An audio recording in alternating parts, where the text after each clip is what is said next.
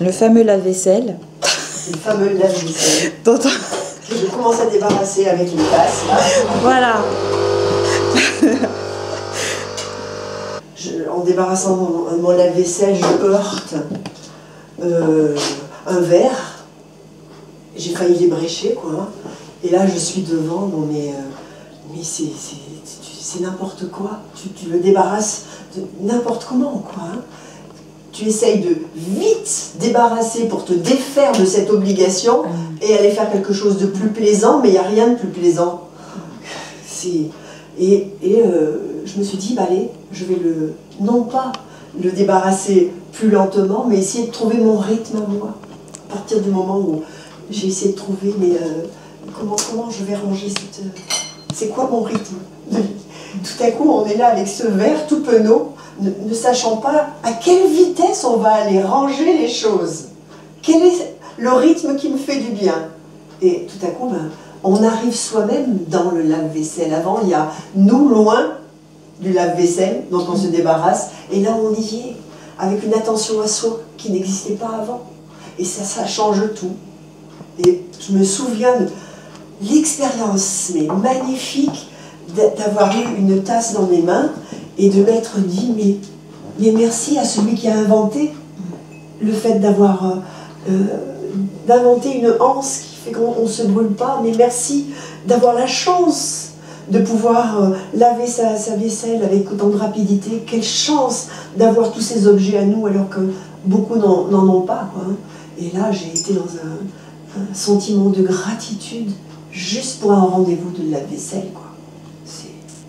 C'est magnifique d'avoir ces rendez-vous avec des objets de l'ordinaire qu'on banalise.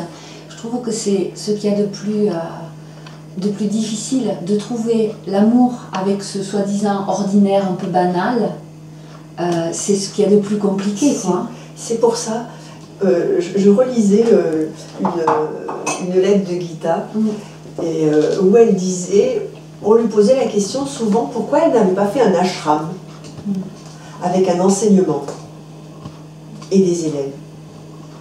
Et elle avait répondu, mais c'est parce que j'ai pour tâche d'être quelqu'un dans l'ordinaire, qui continue sa petite vie ordinaire, et de montrer au monde que c'est possible d'être avec son ange sans avoir tout un processus d'enseignement officiel, quoi. Hein.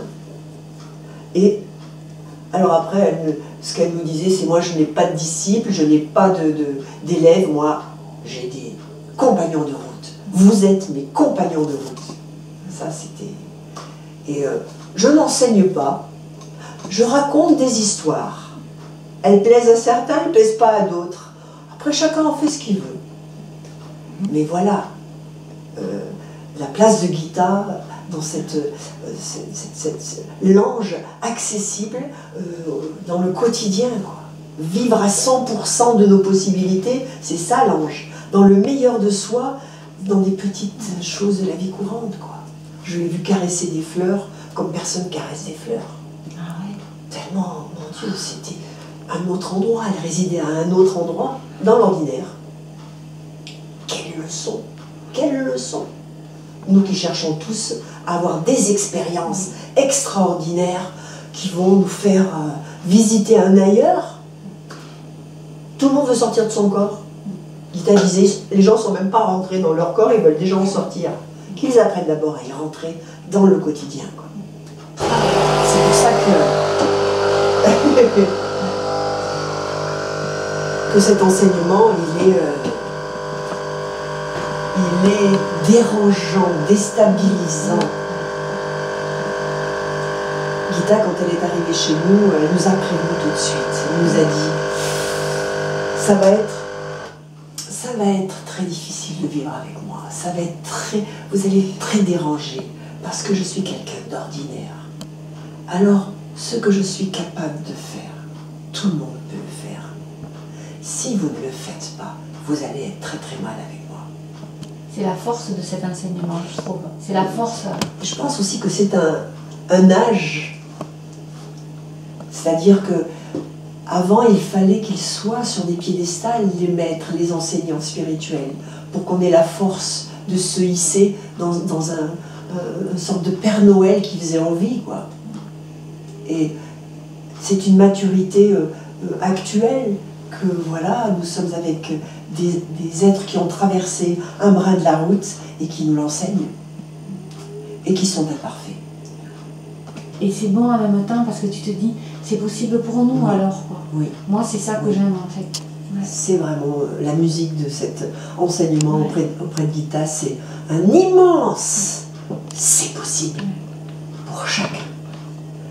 Mais par contre, elle rajoutait, ah non, mais le dialogue avec l'ange et la vie spirituelle, ce n'est pas une sucrerie que l'homme s'offre pour se faire du bien. C'est carrément un combat de seigneur pour aller ne pas succomber à la tentation de râler contre son lave-vaisselle, mais de tenter l'ascension vers ce meilleur de soi.